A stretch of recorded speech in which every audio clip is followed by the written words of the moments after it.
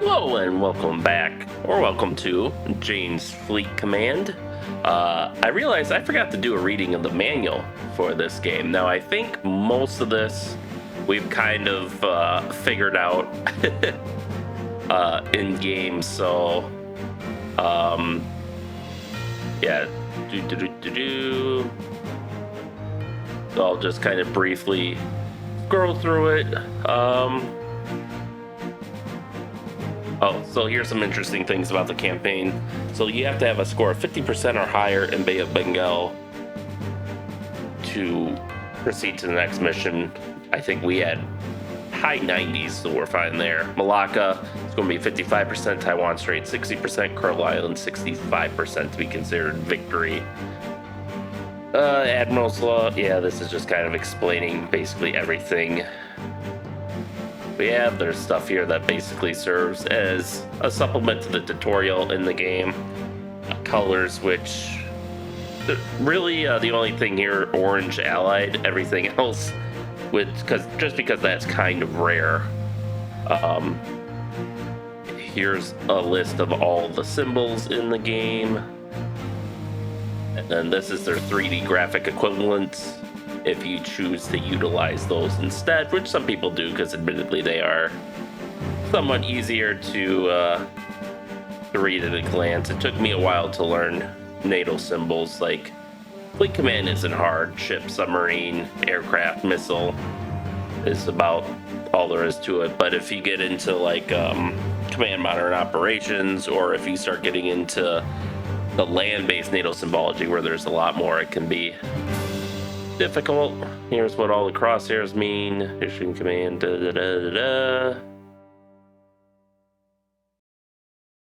Yeah, I think Jane's reference in detail. So, yeah, this is the Jane's version of the manual, which, as you can see from the really bad screenshot in there, the Jane's version had a more extensive reference section, and I'll kind of go into that after we go into the campaign prologue. So I'm going to EA tip.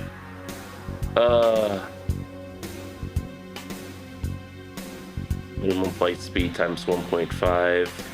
Oh, it's interesting that you can't just set it to their minimum flight speed, but yeah, so this is what I'm doing when I'm changing their speeds. That's altitude, 1,000 feet, 1/5 max and max. That's so, okay. Scram is actually something useful, as that might be, might override some of their default behavior.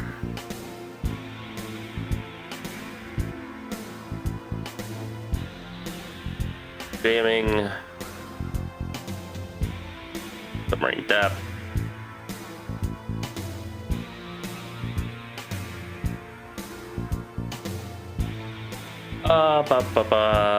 Gauge me. Yeah, so just kind of, if you want to read it, just pause it. I'm not gonna read through all of this because, I mean, most of it by this point is a review of what we've done. There's really one thing we're here for today, and that's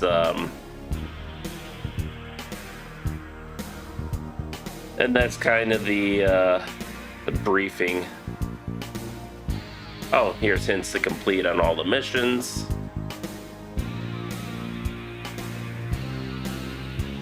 Which is some of the multiplayer missions. And then hints on the campaigns. So for the campaigns, there are 4 separate regional conflicts linked by a logical progression of events taking place in the time frame described as we're going to read it. Where regions are similar to large separate instances which might occur during a naval deployment of a carrier battle group. Campaigns are more challenging than the single missions. And there are other differences as well. The opposing forces encountered from one campaign region to the next have improved capabilities, force size, and determination. Throughout the campaign regions, you control a single United States carrier battle group consisting of 1 aircraft with an embarked air wing, 2 or 3 Ticonderoga class Aegis guided missile cruisers with 2 SH-60 helicopters embarked, 2 or 3 Arleigh Burke class Aegis guided missile destroyers, 1 or 2 Spruance class destroyers with 2 embarked SH-60 helicopters embarked, 2 or 3 Oliver Hazard Perry class frigates with 2 SH-60 helicopters embarked, and 1 to 3 Los Angeles class attack submarines.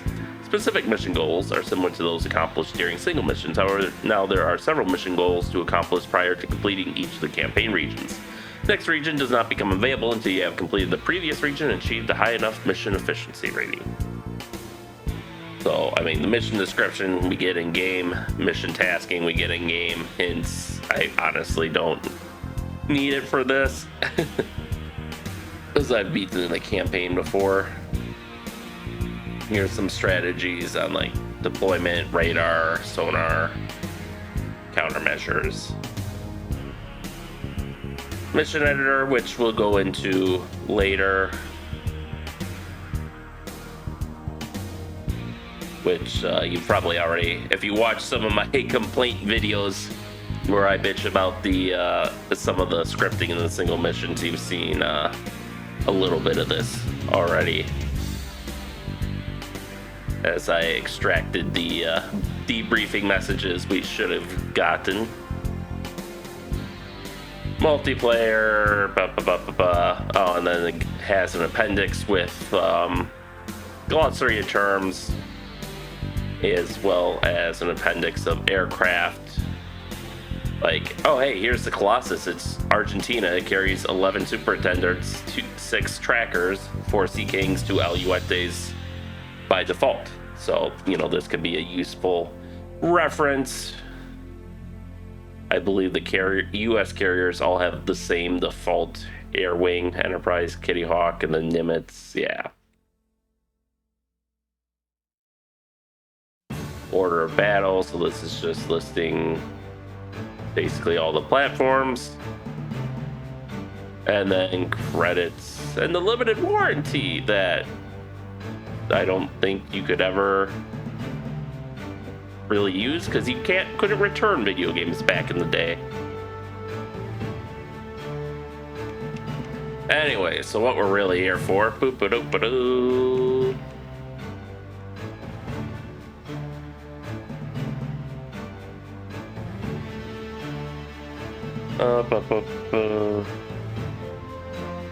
Here we go. Time, the near future. With the collapse of the ruble, the Russian economy melted down and chaos closed in. The democratically elected government, paralyzed by a stubborn communist-dominated Duma and helpless in the face of events, crumbled rapidly.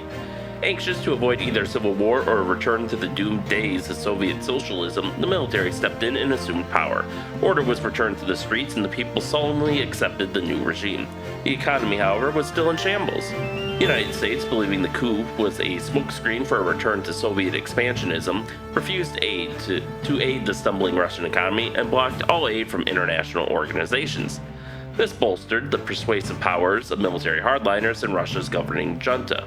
The West, they argued, has always been the enemy, determined to make us crawl in the dust. How can we let Russia be humiliated so? Soon their rhetoric wooed the armed forces to their side. The moderates were forced to collaborate or resign. Those remaining saw Russian nationalism as a diversion from harsh economic conditions and a military buildup as a way out of financial ruin. As the West looked on with horror, the conservatives of Russia began a swift and ambitious rearmament program. To the southeast of the desperate Russian Empire, the world's nascent superpower China watched with delight. Its economy was booming thanks to the West looking the other way, always watching Russia. The ruling members of the Chinese Communist Party gladly extended a massive flow of financial aid to their strapped neighbor. With reassuring and friendly words, they tried to lure Russia back towards its militaristic past and an alliance with China, or at least hope to create a major distraction to the West as their long-range plans neared fruition. China succeeded beyond their wildest dreams. The Russian junta immediately began rattling its saber in the direction of Japan, where the long-contested Kuril Islands lay to the island's north.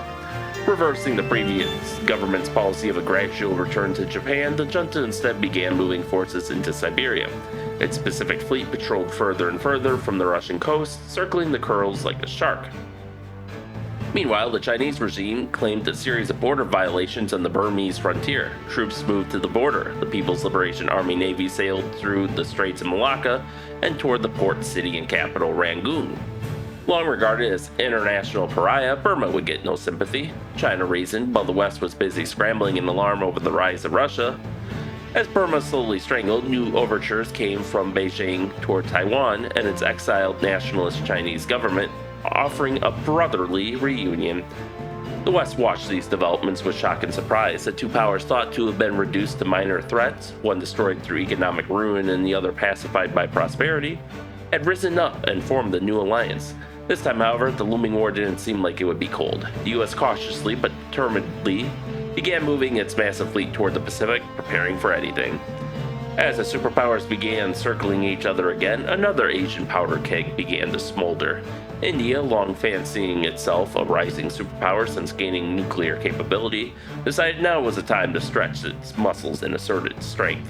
Its nemesis to the west, Pakistan, also sat on a sizable nuclear stockpile. To heat up the disputed province of Kashmir might not be a good idea. Oh boy, does that not look good, considering events in the past few months from when this video was recorded. And the suddenly expansionist Chinese empire lay immediately to the north. India, not wanting to trigger a world war, looked instead for a safer target. The long drawn-out civil war in Sri Lanka had long stuck in India's throat. Conflict between Sri Lanka's government and the Tamil guerrillas had long tempted India with the lure of intervention to save the persecuted Indian minority, of course, not to conquer territory. The nearby presence of a large U.S. fleet in the Indian Ocean did not deter India. The fleet's eyes, it thought, were surely trained on China. The U.S. would never intervene in a local, internal conflict and risk India abandoning neutrality and joining the Russo-Chinese alliance.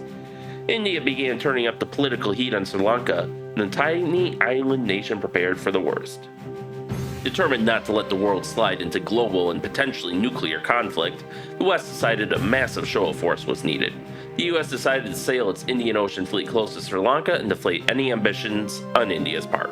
From there, the US fleet would skirt close to Burma, sail through the Straits of Malacca, and then into the Pacific.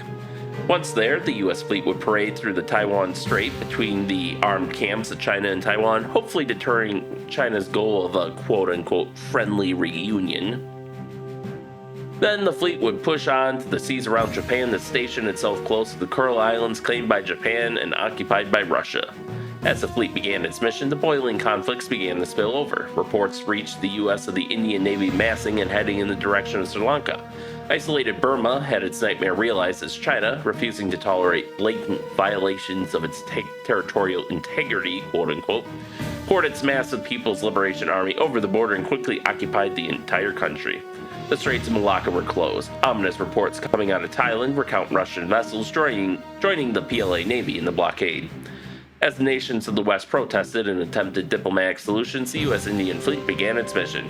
It now had an excuse to move closer to India, the evacuation of the American ambassador and his staff. Perhaps India could still be convinced not to attack Sri Lanka. Next, the fleet would proceed to open the Straits of Malacca by peaceful means or by force if necessary. It was up to China to decide if the fleet could sail through or if it would be forced to blast its way through.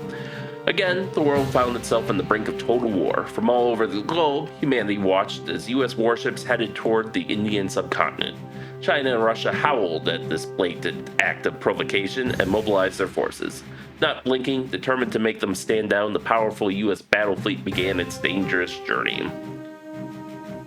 Alright, so that is kind of the background for the campaign. And while I'm airing this up, I think I'll just air this episode independently this week, but in the playlist it's going to go right before the start of our campaign. So retroactively it'll be before we start the campaign. And just one more comment about the manual since we're here. So like there's two versions of the game, right? Kind of, sort of. So the game was originally, I've alluded to this and talked about this some, but the game was originally developed by Sonalis Studio, who also made such games like Dangerous Waters and 688i and stuff like that. And I don't know the full details, but obviously they originally made this game like under license for EA, but EA published it under the Jane's branding for Jane's Combat Simulations, as you can see here.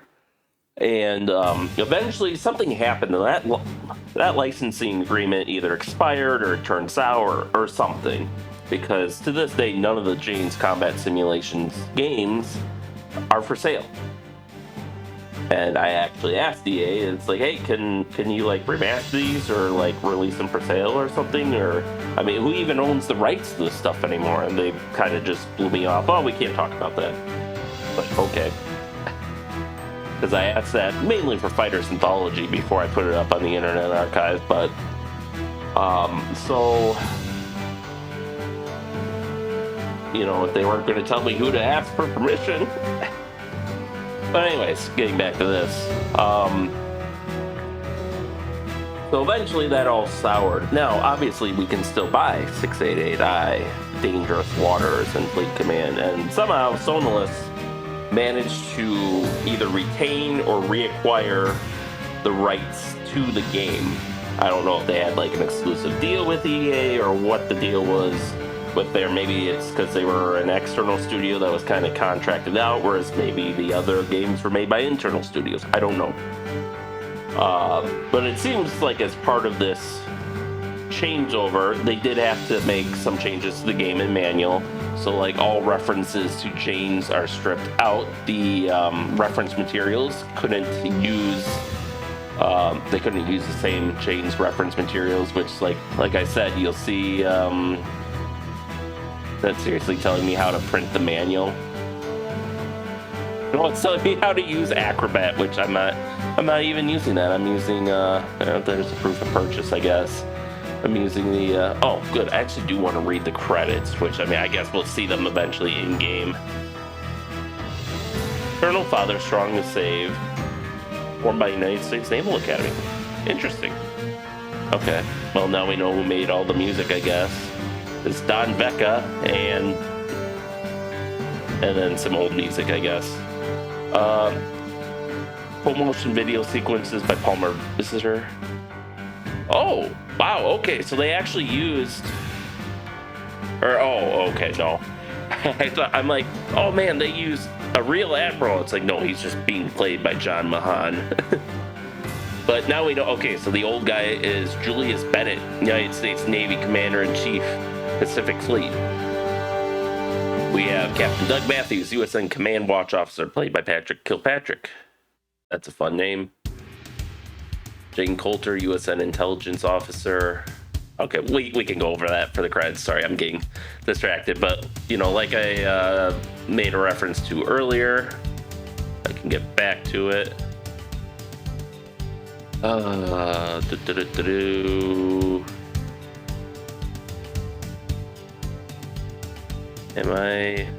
don't even remember. Probably main menu, right? Yeah. So like you see, like there's a lot of detailed specifics there, and if my memory serves correct, they might have had even like a brief history. Like this is the in mission box, but which obviously on ours is tiny now. But I think there were more photos, there was more information. They certainly didn't have kilometers and meters conflated for the ranges like the Sonalis database does.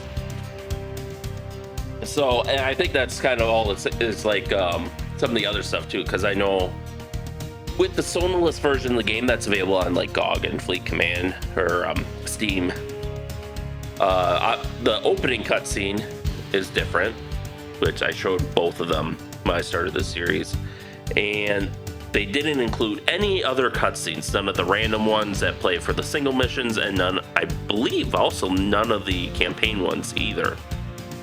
So apparently that must have also been part of the IP or licensing or something for EA and the Jane's branding and all that. So the manuals are actually pretty similar. The Sonalis version, the manual does come with the version that's on Steam. And that one's basically this, but it doesn't have all the Jane. It basically has all the Jane's and EA stuff taken out of it. So it's kind of interesting to see what was licensed essentially and what wasn't.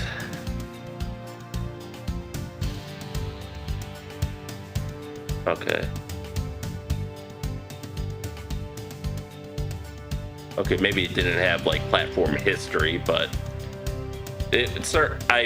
it was definitely a lot more detailed. Like, I think they would say, you know, like you have dimensions, flight deck area, complement. Like, I can kind of see that despite how blurry this is. Displacement. Okay, this is for the Nimitz. So armament, they probably actually said, you know, 20 millimeter phalanx instead of just generic cannon, like, and guns, you know, kind of like it does for